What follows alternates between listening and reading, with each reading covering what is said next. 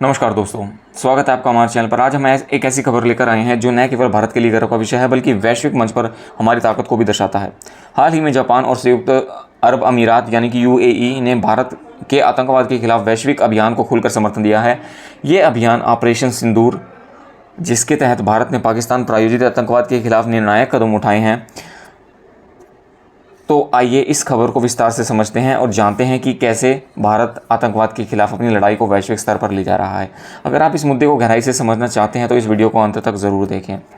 तो दोस्तों, पहलगाम हमले के बाद भारत ने न केवल सैन्य कार्रवाई की बल्कि वैश्विक मंच पर भी अपनी आवाज़ बुलंद करने का फैसला किया। इसके लिए भारत ने एक अभूतपूर्व कदम उठाया।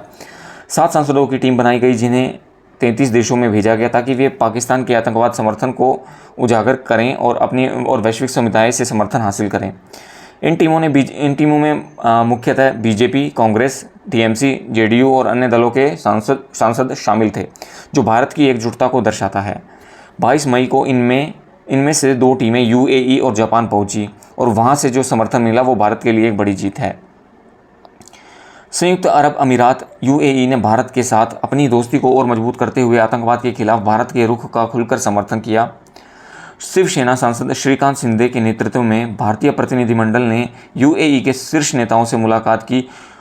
यूएई की रक्षा समिति के अध्यक्ष अली राशिद अल नुआमी ने कहा, आतंकवाद सिर्फ एक देश का नहीं बल्कि वैश्विक खतरा है। यह मानवता के लिए एक बुराई है और यूएई भारत के साथ इस बुराई के खिलाफ खड़ा है। यूएई ने सहिष्णुता और सह अस्तित्व मंत्री शेख नहयान बिन मुबारक अल नहयान ने भी भारत के साथ साझा मूल्यों पर जोर दिया। उन्होंने कहा कि भारत और यूएई दोनों ही शांति, विविधता और सह अस्तित्व के समर्थक हैं और आतंकवाद इन मूल्यों के खिलाफ है।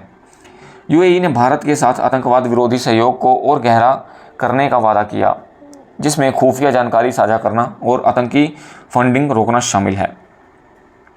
जापान, जो भारत का लंबे समय से दोस्त रहा है, जापान ने भी इस मुद्दे पर भारत का पुरजोर समर्थन किया।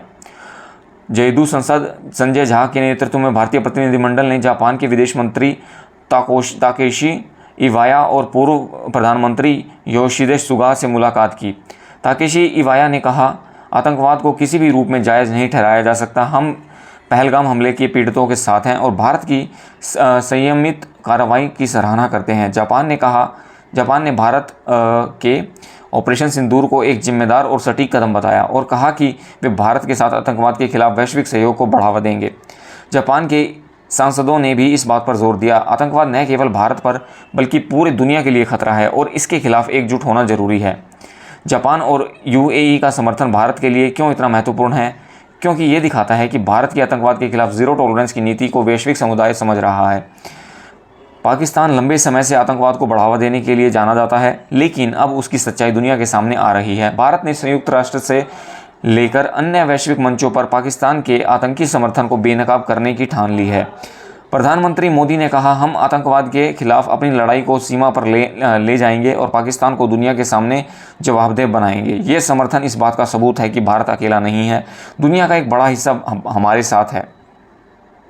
भारत की एकजुटता सबसे बड़ी ताकत रही है। ऑपरेशन सिंदूर और वैश्विक कूटनीति में सभी प्रमुख दलों बीजेपी, कांग्रेस, टीएमसी, जेडीयू और अन्य दल ने एक साथ काम किया। ये दिखाता है कि जब बात देश की सुरक्षा और सम्मान की आती है तो भारत एकजुट होकर जवाब देता है। ये एकता न केवल आतंकवाद के खिलाफ हमारी लड़ाई को मजबूत करती है बल्कि वैश्विक समुदाय को भी एक मजबूत संदेश देती है। भारत का ये वैश्विक अभियान अभी खत्म नहीं हुआ है।